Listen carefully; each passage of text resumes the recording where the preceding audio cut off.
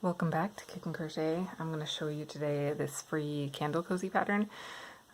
So it comes in two sizes, although you could pretty easily make it different sizes also. I'm going to demonstrate the smaller one, which is just fit onto a mason jar, like a regular, I don't know, what is that, quart? I'm not great with sizes. Anyway, a regular size mason jar, like a jelly jar.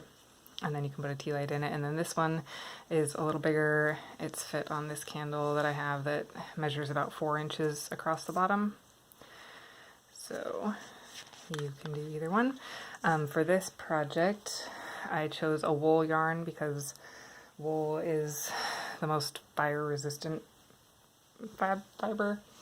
Well, it's not going to get all that hot, so you're probably fine with anything, but I just like to be safe. So I chose, this is We Crochet's palette fingering, and they come in a ton of different colors, and it's just 100% wool. It's a very simple, basic yarn. And so it's fingering weight, and then a size F crochet hook. This one's a clover crochet hook.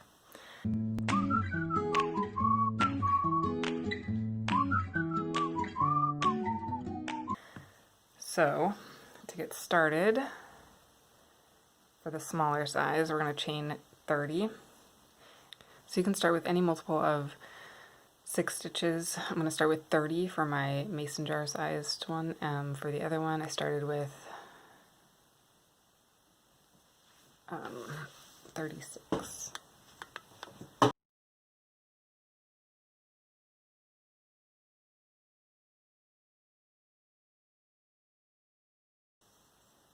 And then when you're done with your 30, join it together to make a ring.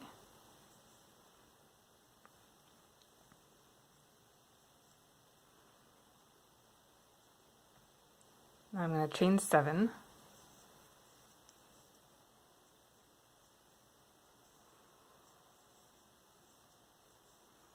going to skip the next 2 stitches and do a double crochet in the next. That first chain 7 counts as a double crochet and a chain 4. So now I'm going to chain 4. I'm going to skip the next 2 stitches and do a double crochet in the next. I'm just going to do this all the way around for my first round. Chain 4, skip 2, double crochet.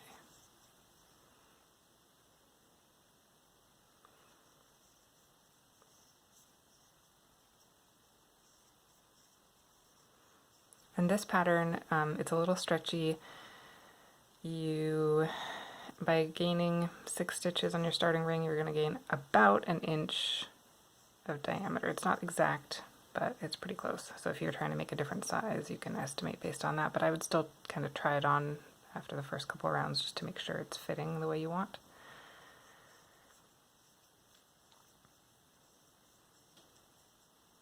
This mason jar is about 3 inches across. And like I said, my larger one's about 4 inches across.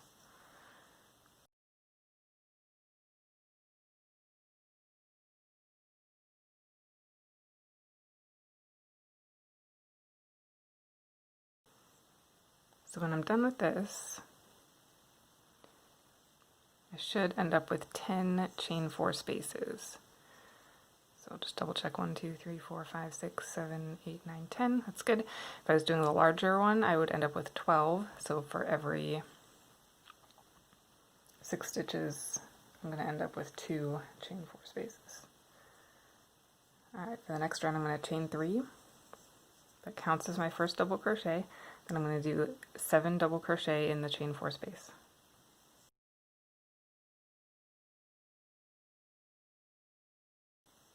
So counting that starting chain, I should have 8 double crochet in the chain 2 space, or the chain 4 space. Now I will chain 2. I'm going to skip the next chain 4 space and do 8 double crochet in the next one.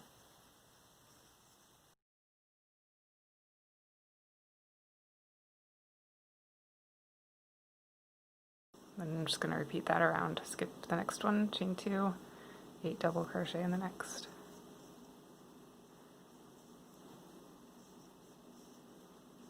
I forgot to mention also, after that first round I should have 50 stitches, and I will have 50 stitches for the rest of the project.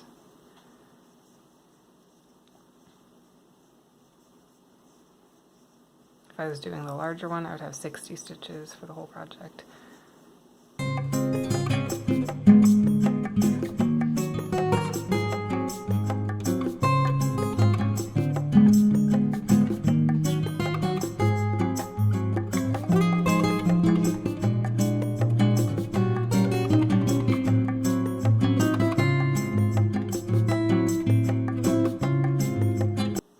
Join to the end after I chain 2.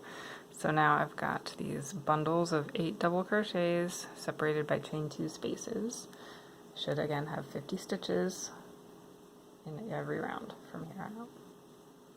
Okay, I'm going to chain 4. This counts as a double crochet and a chain 1. I'm going to double crochet in the next stitch and chain 1. I'm going to do 2 decreases. So here's a decrease, double crocheting 2 together, and then another decrease, double crocheting 2 together, and I'll chain 1, double crochet, chain 1, double crochet.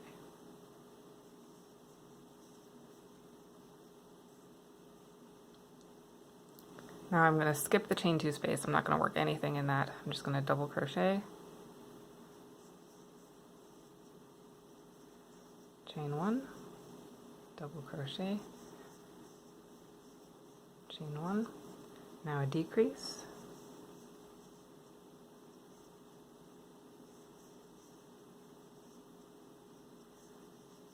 and another decrease,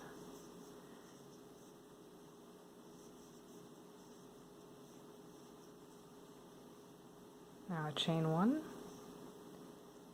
double crochet in the next stitch, chain 1, double crochet in the next stitch. Again, I'm not going to work anything in that chain 2 space. I'm just going to do the same thing over here, double crochet, chain 1, double crochet, chain 1. So in these clusters, I'm not skipping any of the double crochets. They all get something worked into that, whether that's a regular double crochet or a decrease.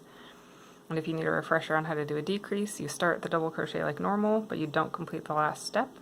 Then you start the next one like normal, and on the last step you pull through all 3 loops. So you're working them together.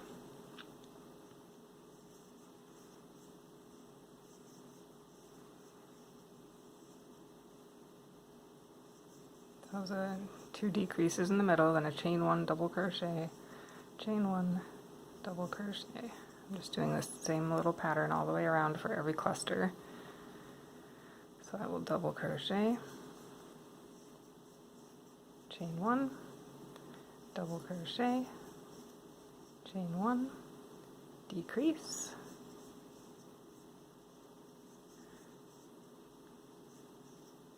decrease,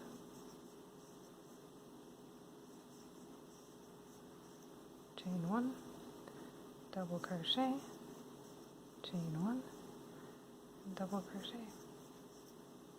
One more cluster left, double crochet, chain 1,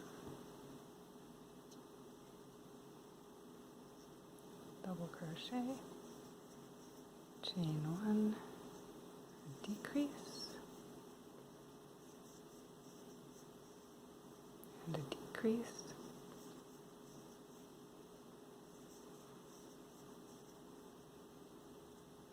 chain 1, double crochet, chain 1, double crochet, and we'll join to our starting chain. Remember, we had a chain 1, so we're not going to join in that first loop. This next one over here is going to be the top of our double crochet. Alright, so this point would be a good point to try it on your jar or your candle if you're using a different size or you just want to check your gauge. Make sure that you're going to fit. So go ahead and try that on and then we'll keep going. So for the next one, we're going to chain 3. I'm going to double crochet in the next stitch.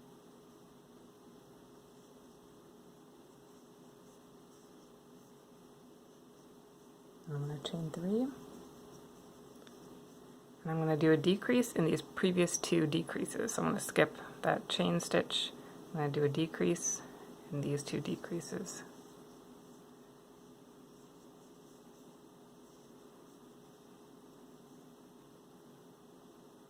And I'll chain 3 again. I'm going to skip this DC and I'm going to do a double crochet in the next double crochet.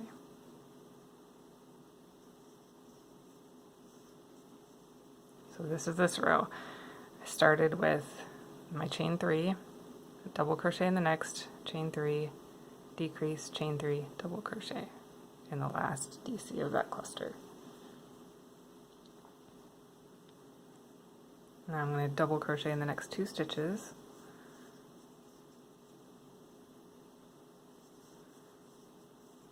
Chain 3, skip that chain, decrease in the previous decreases,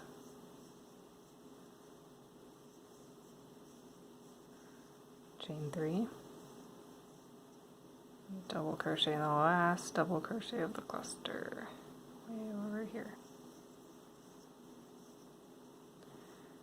Now I'm going to repeat that again, double crochet in the next 2 stitches,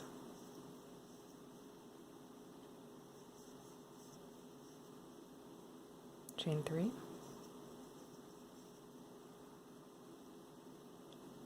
decrease in my previous decreases,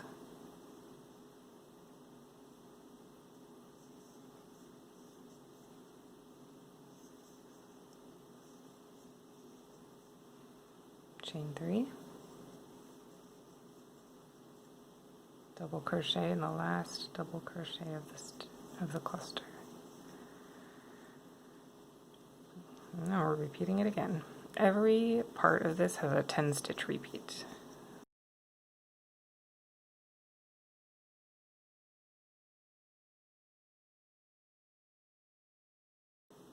I also didn't specify when I'm joining, I'm not turning. So there's no turns. I mean, you could turn if you want, but it would just make it look different. So.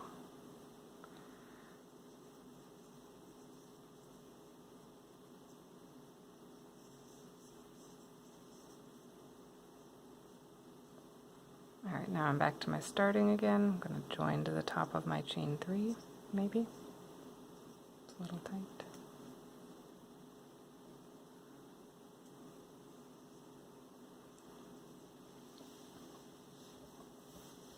Okay. So now we have actually reached the point where we're just going to repeat rows. So I'm going to repeat rows. If you're looking, you can get the written pattern from my blog, the link's in the description. I'm going to repeat rows 2 through 5 until I have it whatever height I want it. So I'll just do another row to get you started, but then you should be able to take it from here. So row 2 is chaining 7.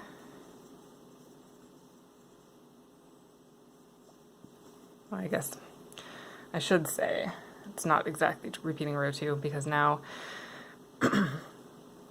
instead of skipping the stitches, we're just skipping all the way to the decrease here. So I'm going to do a double crochet here in the middle, chain 4, and do a double crochet in the middle one here, and chain 4.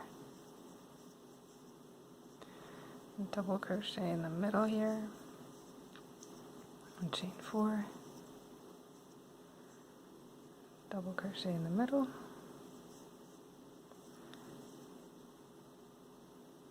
chain 4, all the way around.